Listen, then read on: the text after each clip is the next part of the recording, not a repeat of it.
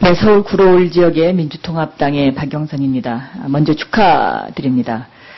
김신 후보자께서 제청되셨을 때 어느 신문이 이런 제목을 달았습니다. 장애 탓에 판사 임용 거부당했던 그 대법관 꿈 눈앞에 라고 해서 굉장히 기사를 크게 실었던 기억이 있습니다. 기억하십니까? 그렇게 나온 것 같습니다. 네.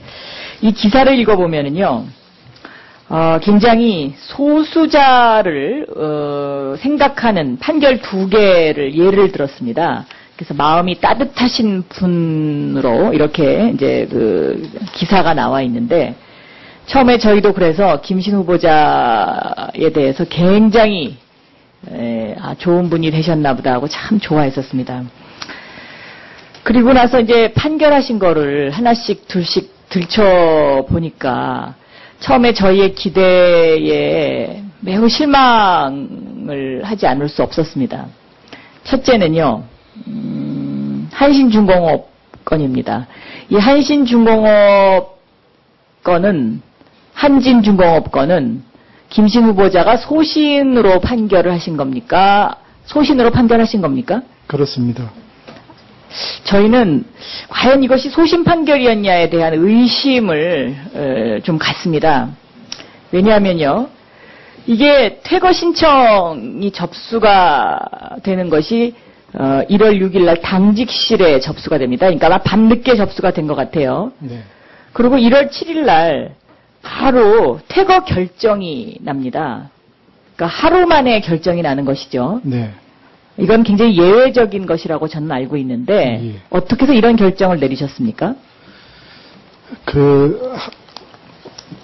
김진숙 씨가 올라간 타워 크레인은 저도 지나가면서 보고 어디 있는지 알고 있습니다. 거기서 2003년도에 그 당시 노조위원장이었던 김주익 씨가 거기서 농성을 하다가 목매에 달아서 자살한 일이 있었던 곳입니다. 그래서 당시에 부산 지역에서는 큰 충격을 주었던 그런 장소입니다.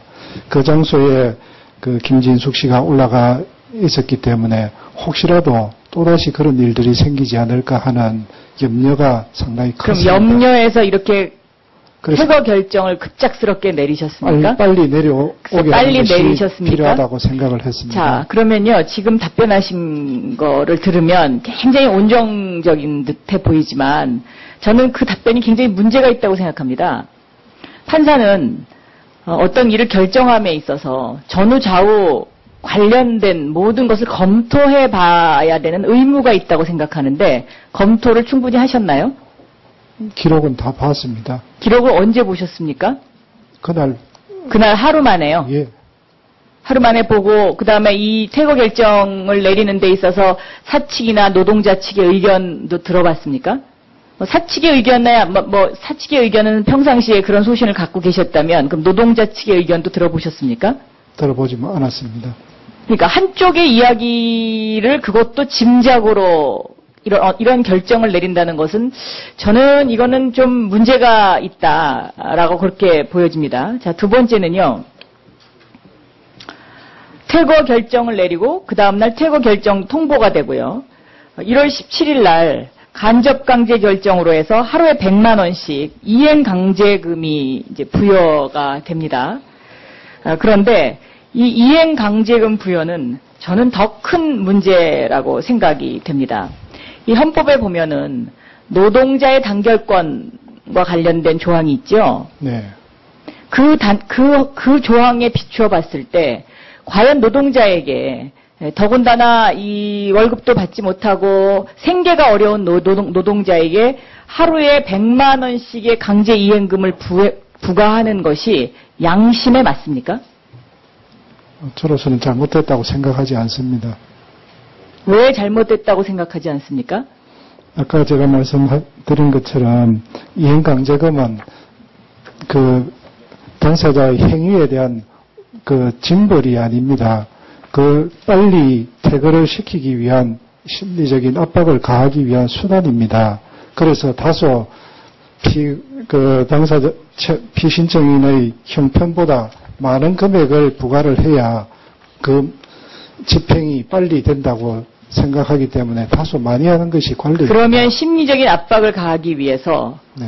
그 생계가 힘든 그런 사회적 약자에게 강제 이행금을 마구 부과해도 됩니까?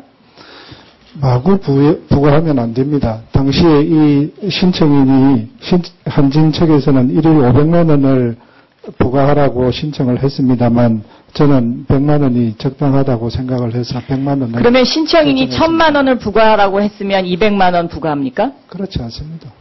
그러나 이 100만 원의 기준은 어디에서 나왔습니까?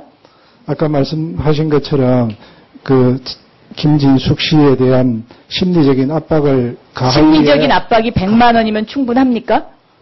하루에 100만 원이면은 하루에 100만 원이면은요. 한 달이면 얼마인가요?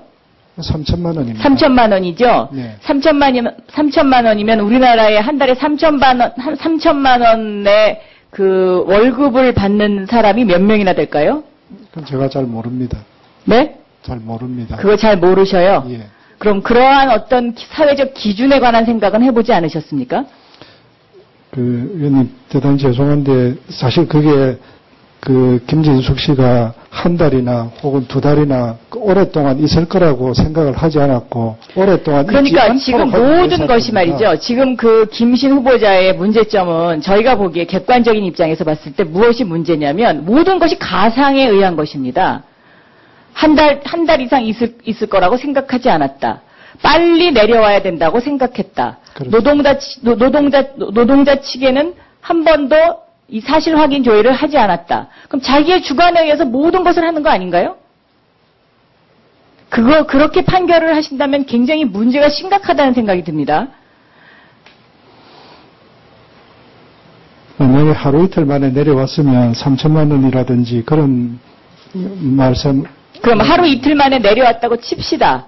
200만 원이 작은 돈입니까? 많은 돈이겠습니다. 저는 김신 후보자가 사회적 약자를 생각하는 과연 따뜻한 마음이 있는지 그것에 대해서 굉장히 지금 의심을 품고 있고요. 특히 이 판결을 하신 이 경위를 제가 쭉 질의를 해보니까 어떤 사회적 기준이나 아니면 자료에 근거한 기준에 의한 것이 아니고 자신의 주관에 의해서 그런 식으로 판결을 한다면 더더욱 대법관으로서 참 문제가 있겠다라는 생각이 점점 깊어집니다. 어떻게 생각하십니까? 앞으로도 그렇게 하시겠습니까?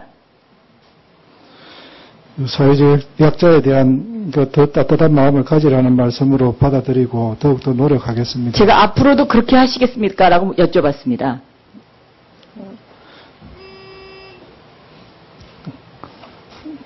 제 자신을 잘 돌아보도록 하겠습니다.